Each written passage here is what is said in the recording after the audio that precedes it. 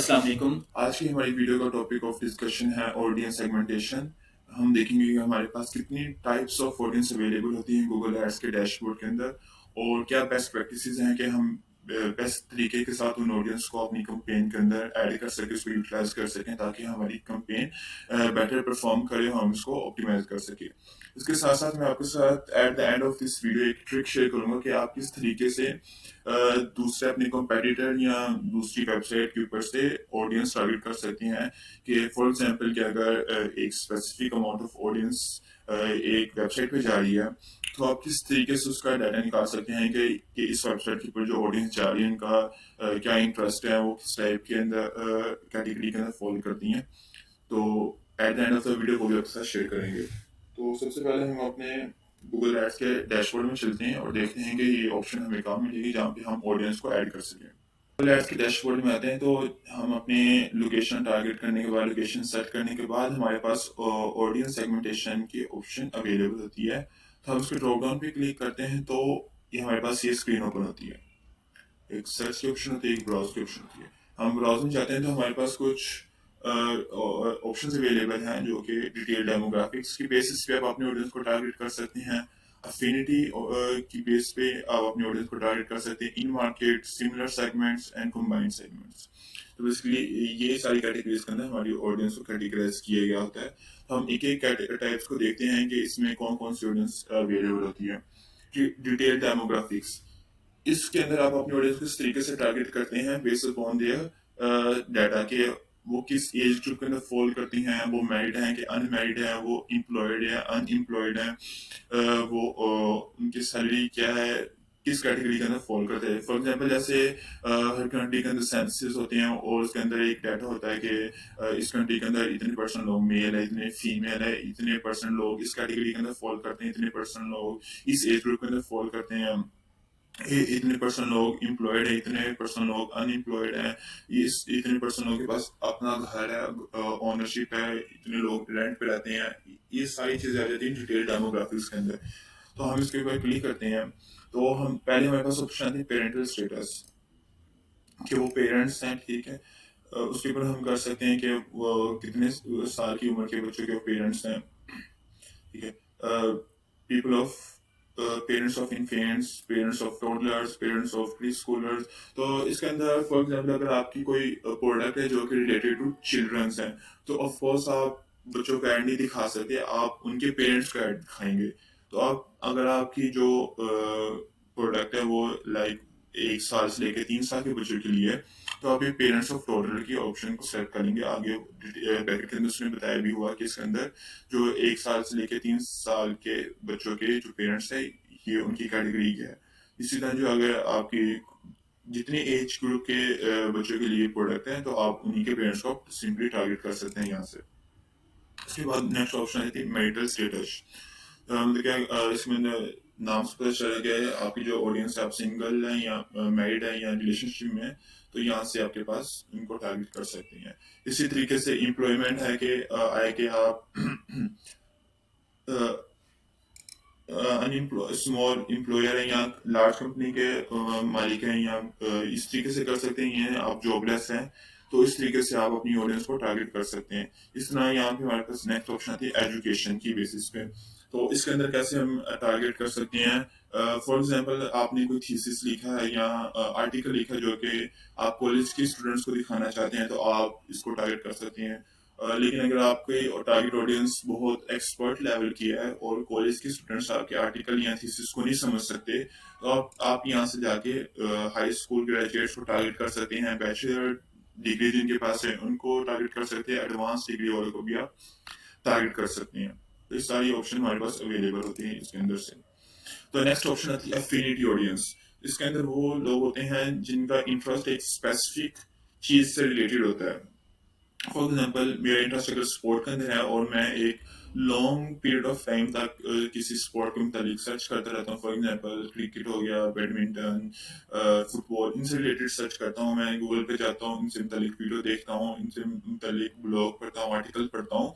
तो मैं स्पोर्ट वाली कैटेगरी के अंदर फॉलो करना स्टार्ट हो जाऊंगा और जो मुझे एड्स शो होंगी वो इसी स्पोर्ट से रिलेटेड होंगी। तो देखते हैं अफिनिटी में हम टारगेट कर सकते हैं कि वो वाले लोग जिनका इंटरेस्ट बैंकिंग और फाइनेंस के अंदर है। अगर आप किसी बैंक के लिए ऐड चला रहे हैं तो आप जरूर इसी बैंकिंग और फाइनेंस को टारगेट करेंगे। इसी तरीके से अगर आपकी कोई कॉस्मेटिक्स के लिए या कोई ब्यूटी रिलेटेड प्रोडक्ट है तो आप उनको टारगेट करेंगे कि जो ब्यूटी से रिलेटेड आर्टिकल पढ़ते हों या उनका इंटरेस्ट ये हो, वीडियो देखते हो, तो आप ब्यूटी एंड वेलनेस की तरफ जाएंगे। इसी तरीके से अगर कोई है मीडिया इंटरटेनमेंट जो कि वीडियोस देखता है, इसी तरीके से उसके अंदर फॉल करे इस कैटेगरीज के अंदर।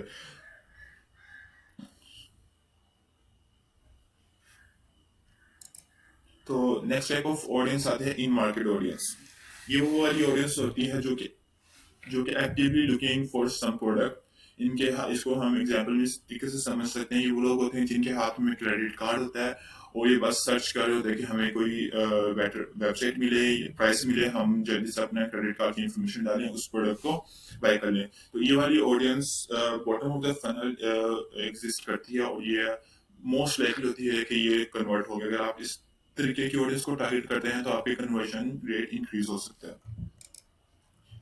तो इसी में भी वही कि वो वाली ऑडियंस जो कि ये सर्च एप्पल और एक्सेसरीज से रिलेटेड कोई चीज सर्च कर रही है, उनको टारगेट करना। अब नेक्स्ट क्वेश्चन आता है कि हमें अब पता कैसे चलेगा कि ये वाकई सर्च कर रही हैं और ये परचेज करना चाह रही हैं।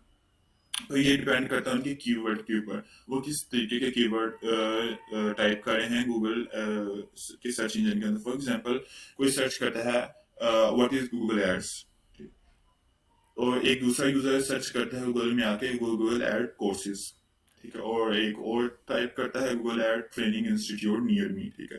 तो जिसने सबसे पहले क्वेरी डाली व्हाट इज गूगल एड्स, तो वो इन मार्केट सेगमेंट में नहीं आएगा, ठीक है। अभी वो उसकी अफिनिटी के अंदर आ जाएगा, क्योंकि अभी वो कोई चीज परचेज नहीं करना चाह रहा, वो बस इंफॉर्मेशन लेना चाह रहा है कि गूगल एड्स क्या होता है, इसको किस तरीके से यूज कर सकते हैं, ये सारी चीजें। तो जिसने ये क्वेरी डाली है कि गूगल एड कोर्सेज, तो वो उसे पता है गूगल एड्स क्या है, उसको अवेयरनेस उसके अंदर क्रिएट हो चुकी है।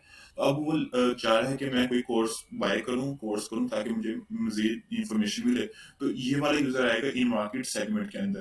तो इसी तरीके से जिसने तीसरा किया क्यूरी की थी कि Google ad courses institute near me, तो वो भी इन मार्केट सेगमेंट के अंदर आ जाएगा। तो अगर आपके पास ऐड के अंदर आपने लोकेशन डाली हुई है तो मोस्ट लाइकली है कि वो आपको लोकेशन पे भी आने की कोशिश करेगा, या फोन नंबर है तो आपको कॉन्टेक्ट लाजमी करेगा। तो ये सारे इन मार्केट सेगमेंटेशन के अंदर आ जाते हैं। तो नेक्स्ट टाइप ऑफ ऑडियंस हमारे पास अवेलेबल होती है सिमिलर सेगमेंट। और सिमिलर सेगमेंट या इसके अंदर जो हम हमारी जो ऑडियंस जो पहले ही हमारे बिजनेस के साथ इंटरेक्ट कर सकी हैं, हमारी साइट के ऊपर आई हैं, तो इसमें वो आ जाती हैं। क्योंकि हम अभी स्क्रैच से कैंपेन सेटअप करें तो हमारे पास ये डाटा अवेलेबल नहीं होगा, लेकिन with the passage of the time आपके पास ये डाटा ऑटोमेटिकली आपके यहाँ पे शो होना स्टार्ट हो जाएगा। तो बेसिकली इसके अंदर वो ऑडियंस फॉल करती है जो कि ऑलरेडी आपके साइट के साथ इंटरेक्ट कर चुकी है, आपकी साइट पे उसने किसी तरीके से विजिट किया है, चाहे वो ऑर्गेनिकली विजिट किया हो या आप पहले से रन कर रहे हो और उन्होंने वहां से आए हो। तो आप वो पहले तो आपकी साइट के ऊपर आए थे, लेकिन उन्होंने कोई एक्शन ही वहां पे परफॉर्म किया, कोई चीज या प्रोडक्ट परचेज नहीं करी, कोई क्यूरी नहीं डाली, जो भी आपके कंपेन के गोल थे उन्होंने वो पूरा नहीं किया। तो अब आप उनको दोबारा टारगेट करना चाह रहे हैं। तो जिसको हम आम सिंपल लैंग्वेज कह सकते हैं रिटारगेटिंग। आप उनको दोबारा अपनी ऐड दिखाना चाह रहे हैं। आपने ये भी ऑब्जर्व किया होगा कि आप किसी कोई चीज सर्च करते हैं, किसी साइट पे जाते हैं, तो आपको उसी के रिलेटेड बार बार हर प्लेटफॉर्म पे ऐड नजर आना स्टार्ट हो जाती है। तो बेसिकली ये रिटारगेटिंग का एक टैक्टिक है जो कि हम इसी के अंदर से सिलेक्ट कर सकते हैं। इसी तरीके से जो नेक्स्ट हमारे पास ऑडियंस होती है सिमिलर सेगमेंट। जैसे कि हमारे पास फेसबुक ऐड का अगर आप थोड़ा सा आइडिया हो तो उसके अंदर ऑप्शन होती है लुक लाइक ऑडियंस। तो हमारे पास गूगल एड्स के अंदर बस नेम डिफरेंट है, सिमिलर ऑडियंस आ जाती है। गूगल आपको ऑटोमेटिकली सजेस्ट करता है बेस्ड अपॉन द यूजर जो आपकी साइट्स के ऊपर आ रहे हैं कि इसी तरीके की ऑडियंस आपको बना के दे देता है कि ये वाली ऑडियंस भी वही है जो कि आपकी साइट के ऊपर जो ऑडियंस आई है, जो उनके इंटरेस्टेड है, वही ये वाली ऑडियंस का मैं आपको ग्रुप बता रहा हूँ, इनका भी वही इंटरेस्ट है, आप इनको भी टारगेट कर सकते हैं। बाकी कंबाइन सेगमेंट के अंदर आते हैं। तो ये आप खुद क्रिएट करते हैं। फॉर एग्जांपल अभी तो आप इसको नहीं क्रिएट कर सकते हैं, मैं आपको इसका ओवरव्यू दे देता हूँ। एक ये आपकी साइट के ऊपर 10 to 20 पेजेस हैं। आप इसके अंदर ऑप्शन को यूज करके आप ये कर सकते हैं कि कोई किसने अगर मेरा पेज 1 पे गया है तो उसकी एक अलग ऑडियंस की कैटेगरी बन जाए। कोई मेरी वेबसाइट पे है वो उसने पेज 2 विजिट किया है तो पेज 2 के ऊपर जितने लोग आए हैं उनकी एक अलग से कैटेगरी बन जाएगी। इसी तरीके से कोई पेज 3 पे 4 पे है तो पेजेस वाइज आप इनको कैटेगराइज कर सकते हैं कि पेज 1 पे जो लोग आए हैं वो ये इतने हैं, जो पेज 2 पे आए हैं उनकी ऑडियंस की कैटेगरी इसके अंदर फॉल करते हैं। इस तरीके से आप उनको टारगेट कर सकते हैं। तो लास्ट में जो मैंने आप के बताया था कि हम किस तरीके से किसी दूसरे की और देख सकते हैं कि जो किसी दूसरे की साइट की ऑडियंस जा रही है उनको हम किस तरीके से अपनी ऐड के अंदर ऐड कर सकते हैं। तो सिंपली आपने यहाँ पे सर्च में आना, तो सबसे पहले गूगल में जाएं, उस पर जाके सिंपल जैसे कि हम इसमें आपने गूगल एड्स के अंदर इसके अंदर फर्नीचर की एग्जांपल लेके चल रहे हैं। तो यहाँ पे सिंपली जाके आप लिखें फर्नीचर और यहाँ पे विकीपीडिया का। तो सबसे पहले जो हमारे पास आएगा विकीपीडिया का लिंक, उसे सिंपली उसको ओपन करें। हमारे पास आर्टिकल ओपन होगा जो कि फर्नीचर से रिलेटेड है।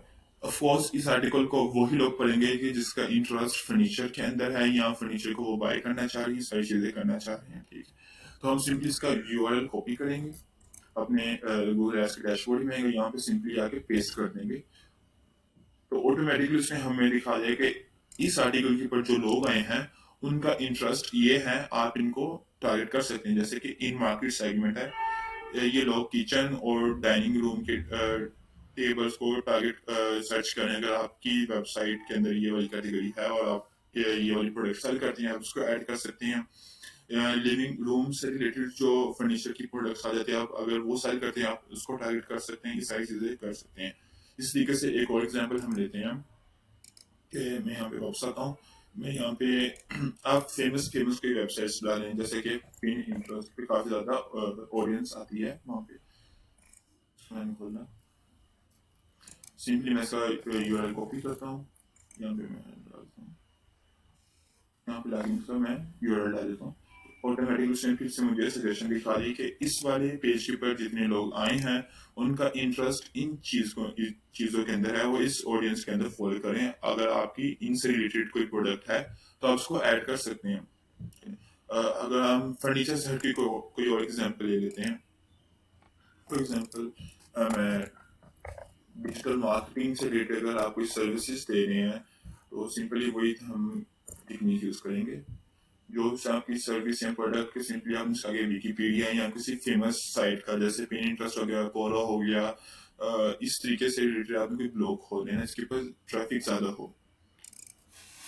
डिजिटल मार्केटिंग विकीपीडिया का ये आर्टिकल आ गया। ठीक है, अगेन आप इसको वही पढ़ेंगे कि जिनका इंटरेस्ट डिजिटल मार्केटिंग के अंदर होगा। तो सिंपली हमने अगेन इसका यूआरएल कॉपी करना है, इसको हम आएंगे सर्च बार के अंदर, यहाँ पे लाके यूआरएल पेस्ट कर देना। अब उसने फिर से हमें दे दी ऑडियंस का सेगमेंट के इस वाले पेज के ऊपर जो जो लोग आए हैं वो उनकी कैटेगरी ये है। अगर आप इनसे रिलेटेड कोई सर्विस या प्रोडक्ट है आप उनको ऐड कर सकते हैं, जैसे कि एडवर्टाइजिंग एंड मार्केटिंग सर्विस, कोई लोग इनको ढूंढ रहे हैं इन मार्केट सेगमेंट, यहाँ पे आपने देख रहे होंगे। इसी तरीके से business and industrial products, email marketing services, sale and marketing की जॉब्स, बिजनेस टेक्नोलॉजी, सिंपल आप कर सकते हैं। इसी तरीके से अगर हम इसी को हम आगे दूसरे एंगल से देखें, पेन इंटरेस्ट भी हम अगर डाल के इसको चेक करें कि हमारे पास कौन सी ऑप्शंस हमारे पास अवेलेबल होती हैं। इसका मैं यूआरएल कॉपी करता हूँ। जरूरी नहीं कि आप विकीपीडिया या पेन इंटरेस्ट को देखिए, आपके पास काफी ज्यादा वेबसाइट, सिंपली आपने किया, आपके पास जितनी sites search engine result pages पे आ रही हैं आप सबको इंडिविजुअली बार बार ऐड करें और जो जो न्यू आपके पास ऑडियंस का सेगमेंट आ रहा है उसको टारगेट करते जाएं। इसको मैंने पेन इंटरेस्ट यूआरएल डाला, उसमें फिर से मुझे दिखा दिया कि एसईओ एसईएम सर्विसेज के अंदर इंटरेस्टेड है, email marketing services, web and design development की सर्विसेज के अंदर इंटरेस्टेड लोग हैं। तो आप अगर इनसे रिलेटेड अगर आप कोई सर्विसेज दे रहे हैं या प्रोडक्ट है तो आप इन सबको भी ऐड कर सकते हैं। इसको सेट करने के बाद हमारे पास नेक्स्ट ऑप्शन आती है टारगेट करना है, ऑब्जर्वेशन करना है।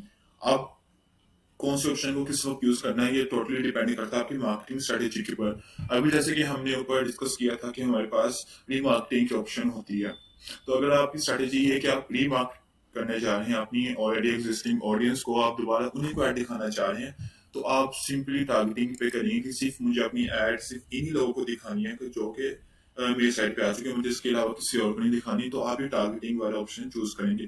टारगेटिंग के अंदर बेसिकली ये होता है कि ये सिर्फ गूगल एड्स बाउंड हो जाता है कि सिर्फ उन्हीं लोगों को दिखानी है, ऐड दिखानी है कि जिनको आप यहाँ से ऐड कर चुके हैं अपनी ऑडियंस के अंदर।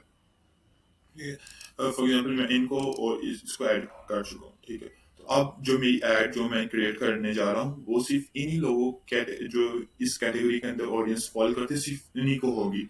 इसके मुतालिक आप कोई भी यूजर्स के अलावा मेरा चाहे कीवर्ड भी सर्च करता रहे लेकिन उनका इंटरेस्ट इनके अंदर नहीं है, तो उसको मेरी ऐड शो नहीं होगी अगर आप ये टारगेटिंग वाला ऑप्शन चूज कर लेते हैं। तो ये बेस्ट तब रहता है कि जो अगर आप प्री मार्केटिंग करें और आप स्पेसिफिकली आप उन्हीं 100 200 या 1000 लोगों को टारगेट करना चाह रहे हैं जो पहले ही आपकी वेबसाइट पे आ चुके हैं, ठीक है। तो नेक्स्ट ऑप्शन हमारे पास मिलती है ऑब्जर्वेशन की। इसके अंदर इसको हम समझ लेते हैं कि इसके ऑप्शन चूज करने से हमें किस तरीके से ऐड हमारी परफॉर्म करेंगी, कि अब जो हमारी ऐड होगी वो उन लोगों को भी शो होगी जो कि हमने यहाँ पे बता दिया है कि जिनका इंटरेस्ट इनके अंदर है, ठीक है। और इसके साथ साथ हमारी ऐड उन लोगों को भी शो होगी कि जो हमारे रेलिवेंट कीवर्ड टाइप कर रहा है, जो कि हम इसमें बताएंगे कि हमने कीवर्ड ऐड करती है, जो कि जो कि मेरी ऐड से रिलेटेड कीवर्ड सर्च कर रहा है, लेकिन वो इनमें से किसी कैटेगरी के अंदर फॉल नहीं करता, ठीक है। तो गूगल एड्स उसको भी आपकी ऐड दिखाएगा, ठीक। तो ये रिकमेंडेड है, गूगल भी बता रहा है और ये अच्छा परफॉर्म भी करती है। ऑफ कोर्स अगर कोई ये सर्च कर रहा है कि बाय शूज ऑनलाइन, ठीक है, वो पहली मरतबा सर्च कर रहा है और उसकी हिस्ट्री वो किसी इनमें से किसी कैटेगरी के अंदर फॉल नहीं करता, लेकिन उसका कीवर्ड उसका सर्च करने का अंदाज ये बता रहा है कि वो मोर लाइकली कन्वर्ट होने के चांसेस ज्यादा है। ऐसे कीवर्ड जैसे कि बाय शूज ऑनलाइन, वो खरीदना चाह रहे हैं, वो ऑनलाइन शूज खरीदना चाह रहे हैं, उसके कीवर्ड से हमें पता चल गया है, तो गूगल आपकी ऐड उसको भी दिखाएगा। तो again totally depend upon your marketing strategy. अगर आप रील टारगेट करने जा रहे हैं तो सिंपली टारगेटिंग वाले ऑप्शन को सिलेक्ट करें। अगर आप रील टारगेटिंग नहीं करने जा रहे तो आप ऑब्जर्वेशन को सिलेक्ट कर सकते हैं। Totally depend upon your marketing strategy. तो आज की वीडियो के लिए बस इतना ही। तो see you in the next video. Thank you.